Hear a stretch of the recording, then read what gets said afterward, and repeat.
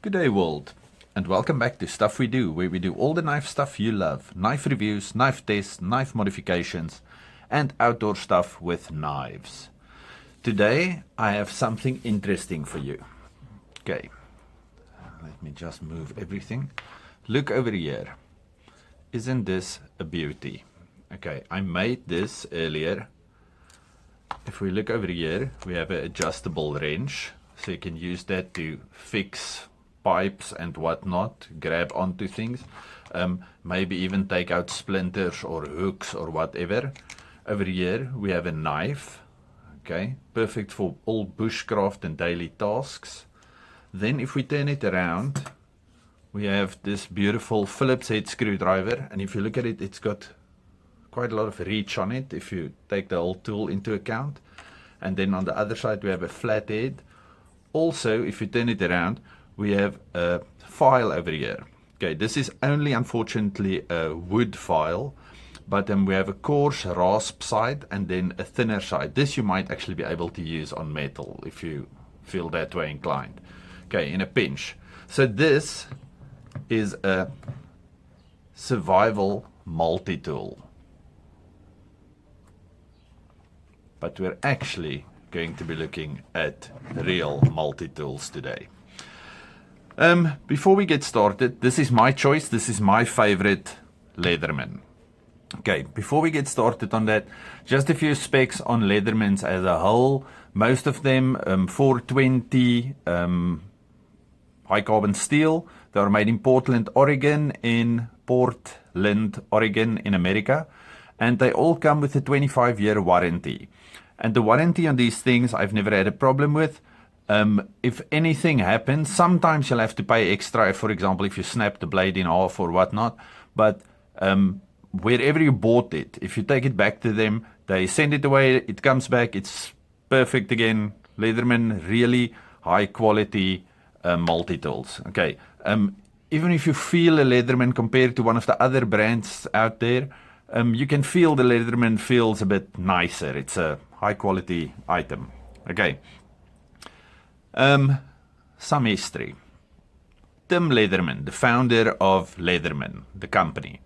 In an interview with Multi-Tool Scout, I think, I cannot quite remember, they were speaking about how he came about making Leathermans. Okay. So initially, it seemed like in 1975, he went on holiday with his wife, and there was something about the Fiat that kept breaking down. I cannot remember where they went. I think it might be Italy. And something about leaky pipes in the hotel room, and he couldn't fix that because he just had a pocket knife with him. Excuse me. It's winter here in South Africa, and, you know, the virus. Not that I have it, this is just a cold. Okay, anyway, so in 1975 on holiday, he came up with the idea of a multi-tool, something that you could carry in your pocket that you can use to fix most little small jobs. Okay. He decided to build a prototype. So he built this prototype. I suppose it looked almost something as, hopefully as nice as mine.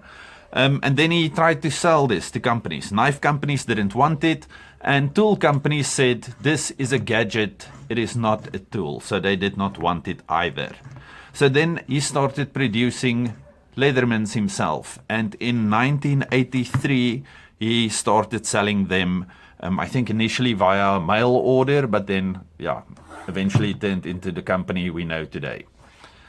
Now, the Leatherman I like the most. It comes with this pouch. I think they also have leather pouches now, nice little slips that you can get. This is not a carabiner that comes with it. It normally comes with this one. And even the little carabiner they give you is a multi-tool. It says Leatherman on there. And then it also says not for climbing. I really want to meet the person that wants to go climb something using this. It's got a hex key, it's got a bottle opener, and it's a little carabiner. This is actually made to hook on the, what do you call this thing? The little lanyard attachment at the bottom of this one. Okay, this is the Leatherman Sidekick.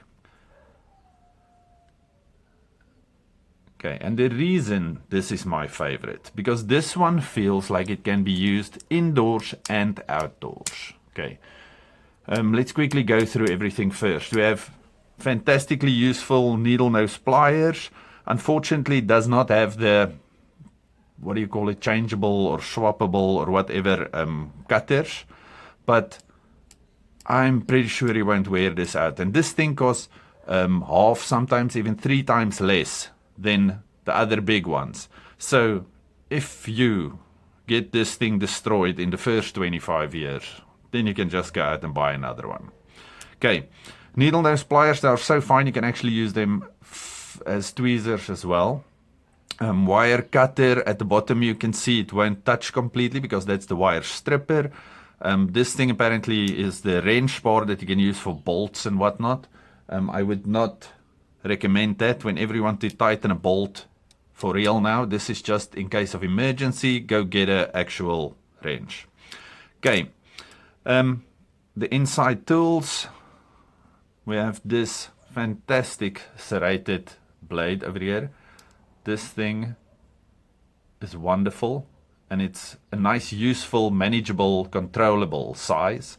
We have this thing with the little ruler on it. The ruler, I think that was just, yeah, so it wouldn't be blank on this side, but it has a very, very functional small screwdriver. If you can see the edge of the tip of the screwdriver, I did mess it up a bit, but nothing too bad. It's just cosmetic. And then we have an extremely functional, what do you call this? Can opener. Can opener, cap lifter. Okay. And then the little lanyard attachment, which I only recently found out you can use for lanyard, whatever, but this thing is actually supposed to click onto that if you want to attach it to something in that fashion. Okay. I don't actually use this thing. That's why I have a big plastic lanyard. I think this came with a sniper backpack or something. Yeah, but this thing is just for storage pretty much. If I want to use this Leatherman, I use the fantastic pocket clip that it has on it. Okay, so you just clip this on the inside of your pocket if you want to carry it like that, and while I'm working I click it on the outside of my belt like that. Okay, let's move to the other side. On the other side we only have 2 tools. It's a wonderful, what did I call this, a 2D Phillips head, but it's quite a nice one. And then a very stout flathead screwdriver that you can use for, look at that tip on that thing. You can definitely use that for prying paint cans and the like. What I like about this screwdriver, look at it. It's quite long. The screwdriver is 3.5, maybe even 4.5 centimeters long. What's that in inches? 1.5, bit more, I don't know what you call that. But slightly less than 2. If we start at the bottom, it's just underneath 2 inches. So it's quite a long screwdriver, which means you can't really get into things, but it's better than most of these little screwdrivers you find on these things. Also, if you use it in this configuration, it is quite nice to grip and you can get quite a lot of leverage on whatever you're working with. Then, outside accessible tools. On the outside, we have the one-handed opening knife blade, and it's a locking blade. It doesn't have that serrated part because it's got its own serrated blade on the inside. And I like this. This is why I chose the Sidekick instead of the, what's the other one, the Wingman. The Wingman has got a half serrated blade, and then instead of a saw, it's got nail clippers. No, I'm lying, not nail clippers. What's those things called? A scissor. Okay.